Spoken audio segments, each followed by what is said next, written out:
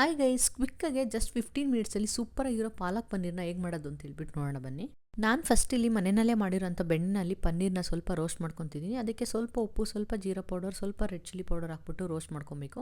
ಈ ಥರ ಮಾಡ್ಕೊಂಡ್ರೆ ಹಾಗೆ ತಿನ್ನೋಕ್ಕೂ ಅಷ್ಟೇ ತುಂಬಾ ಚೆನ್ನಾಗಿರುತ್ತೆ. ನಮ್ಮ ಸ್ಕೈ ಅಂತೂ ತುಂಬಾ ಇಷ್ಟಪಟ್ಟು ತಿಂತಾನೆ ಇದನ್ನು. ನಾನಿಲ್ಲಿ ಪಾಲಕ್ ಪನ್ನೀರ್ ಮಾಡ್ಕೊಳ್ಳೋದಕ್ಕೆ ಫಸ್ಟು ನೀರನ್ನ ಕಾಯಿಸ್ಕೊಂಡು ಅದಕ್ಕೆ ಒಂದು 2ರಿಂದ 3 ಗ್ರೀನ್ ಚಿಲ್ಲಿ, ಹಾಗೆ ಸ್ವಲ್ಪ ಬೆಳ್ಳುಳ್ಳಿ, ಹಾಗೆ ಚೆನ್ನಾಗಿ ತೊಳೆದಿಟ್ಕೊಂಡಿರೋಂಥ ಸೊಪ್ಪನ್ನ ಹಾಕ್ಬಿಟ್ಟು ಜಸ್ಟ್ ಒಂದು 2 ಮಿನಿಟ್ಸ್ ಆದಮೇಲೆ ಫ್ಲೇಮ್ ಆಫ್ ಮಾಡ್ಕೊಳ್ಳಿ.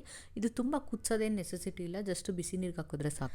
ಸೊಪ್ಪೆಲ್ಲ ತಣ್ಣಗಾಗಿ ಅದನ್ನು ರುಬ್ಕೊಳ್ಳುವಾಗ ಮುಂಚೆನೇ ಬಿಸಿನೀರಲ್ಲಿ ನೆನೆಸಿಟ್ಟಿದ್ದಂಥ ಒಂದು 10ರಿಂದ 12 ಗೋಡಂಬಿ ಕೂಡ ಆ್ಯಡ್ ಮಾಡ್ಕೊತಿದ್ದೀನಿ.